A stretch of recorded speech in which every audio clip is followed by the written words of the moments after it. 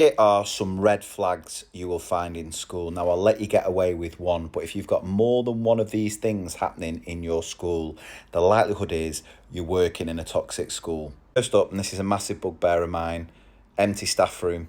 Now, there's no reason this should be happening, but in some schools, it's sort of expected. And in some schools, it's almost seen as a badge of honour. You've not got time. You work too hard to have a break. So that's why the staff room's empty. Some schools don't even have one. Just ridiculous. You are entitled to a break. You should have a break. Going into staff room, taking a good 15 minutes to switch off and have a conversation with another adult about something other than school will really help you get through that afternoon. I've also heard horror stories about staff room politics, about how support staff aren't allowed in the staff room. There's a separate staff room for TAs and teachers. Those sort of things, massive red flags. Next up, we have a high turnover of staff. Now, I know people leave and move on. I'm not saying that that should never happen. And actually, in a school where no one ever does move on, it can become quite stale. So you do need fresh ideas coming in. But when you've got mass amounts of teachers leaving year in, year out, that is a massive red flag. The next one is when you address the staff as one big family. We're all one big family here. No, stop it. No, I'm not having it. Why do you want to be a family anyway? Because most families are so dysfunctional. It's not really something to strive for. The amount of backstabbing and slagging off that goes on within a family. No, stop it. It's not. It's a red flag. Next up is when you speak to a staff member, leadership team, and they will reference Ofsted more than their own bloody pupils.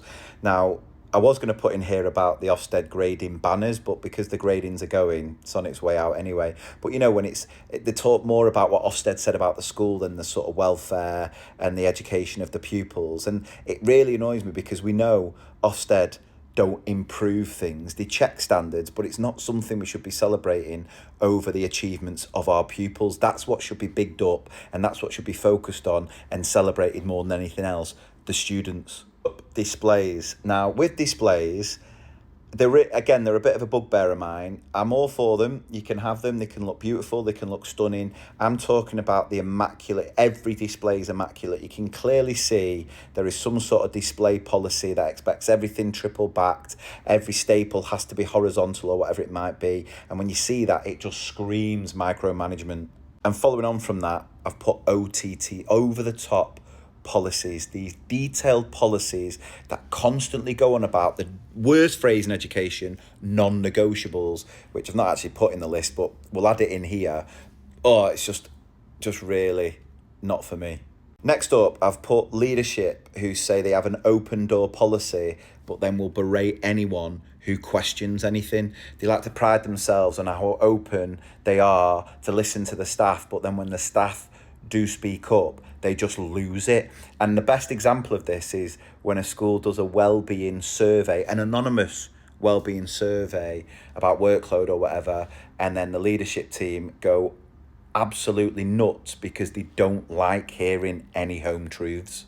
And the last one for now, and I'd love to hear what you'd add to this list, is more about when I go and visit schools and I do training. If I don't get offered a brew, and it's not about me necessarily taking the brew, because sometimes I've got to be in the right mood, but to be in a school and not have anyone come up and sort of go, are you all right? Are you okay for a drink? I think it's a massive red flag, and you would be surprised at how often that happens.